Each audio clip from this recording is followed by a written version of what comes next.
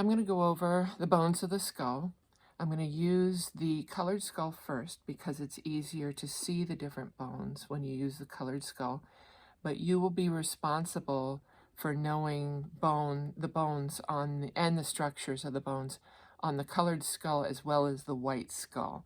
Also remember to look at your objectives manual. It lists the different, and the PowerPoints, list the different bones in two major categories. Some of the bones of the skull make up the face, and some make up the cranium, which is back here, and it holds the brain.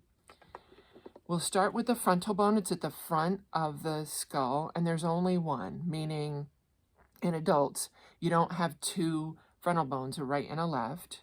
You only have one. And it also forms the roof of the orbits. The orbits are the cavities where the eyes go. So you could see the same color here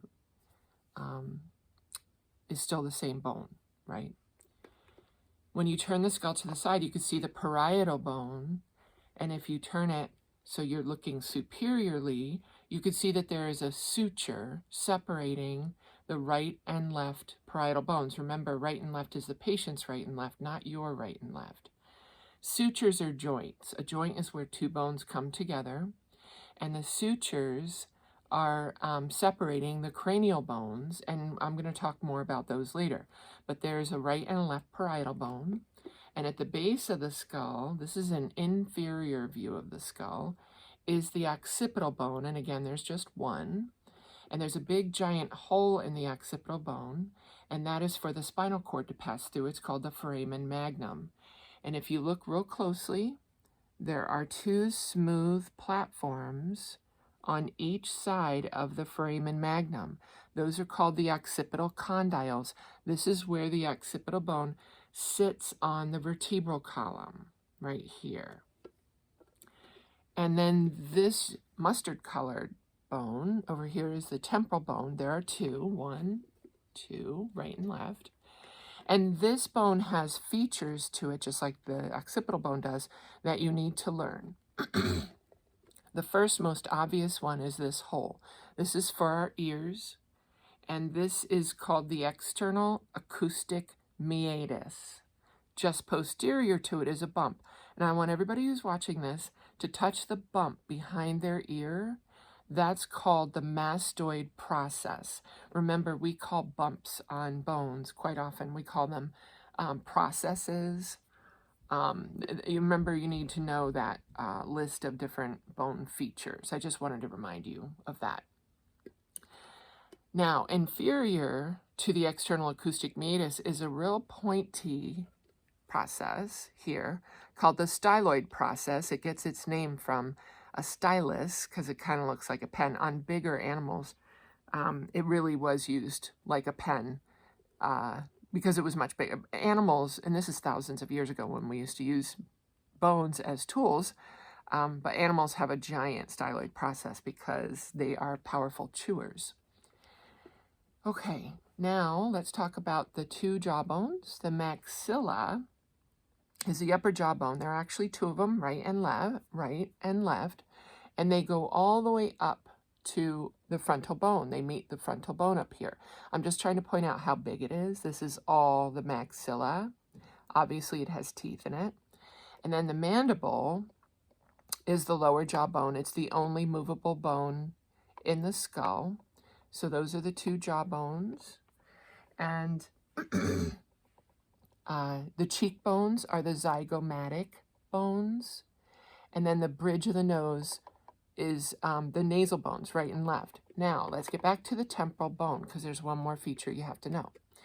If you look at the skull in this direction, I'll turn it this way, you will see that there is an arch here, my fingers through it, formed by two bones, the zygomatic bone and the temporal bone. This arch is called the zygomatic arch. So it's made up of two bones, the zygomatic bone and the temporal bone. This part of the temporal bone that forms the zygomatic arch is called the zygomatic process, but then you have to say of the temporal bone. You have to finish your sentence when you're saying this process or this process. You have to tell me both the process and the bone.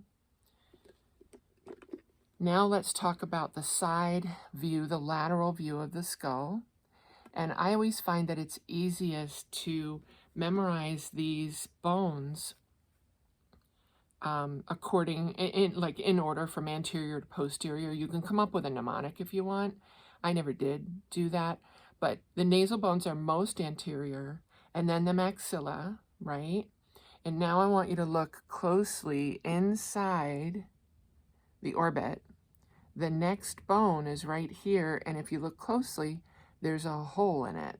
That's called the lacrimal bone, and the hole there is for tears. The word lacrimal means tears, so there's a hole for tears to drain from your eyes into your nasal cavity in there. And then just posterior to the lacrimal bone is the ethmoid bone, which is yellow, and you can also see the ethmoid bone inside the nasal cavity. So the septum, which is the wall down the center of the nasal cavity that divides it into right and left parts, is made up partially of the ethmoid bone in yellow. Underneath that, inferior to the ethmoid bone, is a gray bone called the vomer. So that's the vomer.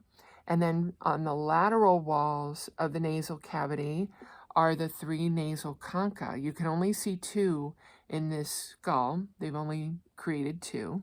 The inferior nasal concha, which is inferior, is its own bone. So they colored it light blue to make it distinguishable from the middle nasal concha, which is the same color as the ethmoid bone because it's yellow, because it's made of the ethmoid bone. The ethmoid bone makes up the superior and middle nasal conchae, where the inferior nasal concha is its own bone.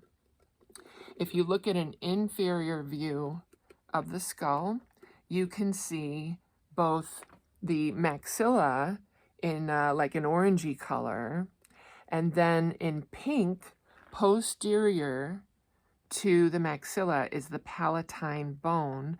The two of those make up the hard palate, which is the roof of the mouth. And then in gray here, you can see the vomer, which we last saw in the inferior nasal septum there. Also notice the green sphenoid bone that is shaped like a butterfly here.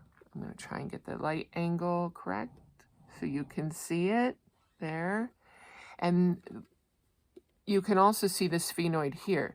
So now I'm going to go through the bones again from anterior to posterior in this area of the skull, which is the hardest part for students to learn, I feel like.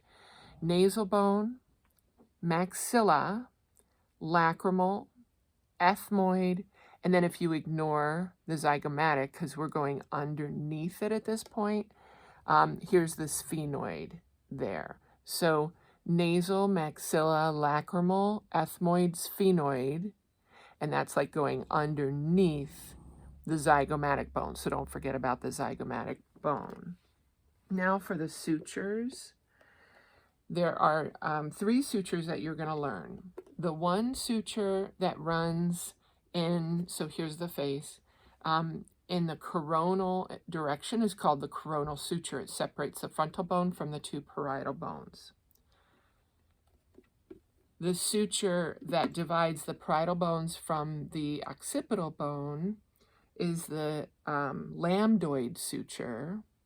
And then finally, the sagittal suture separates the two parietal bones because it's running in a sagittal plane.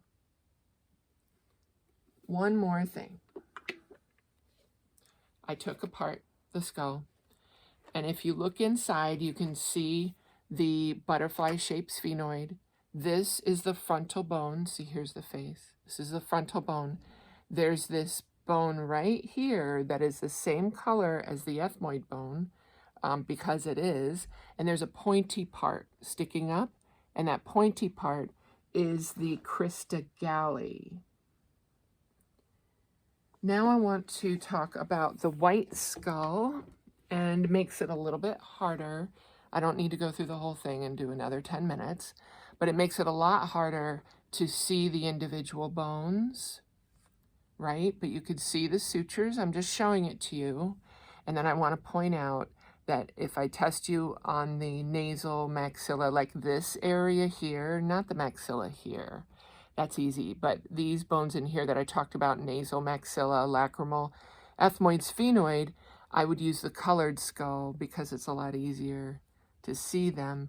But otherwise, I can pretty easily use this white skull to test you. You could see every feature of it. Not the sphenoid so much, or the vomer. If I ask about the vomer, I would do it here, so it's obvious, right? And same with the inferior nasal concha. Okay, good luck. It's a lot to learn.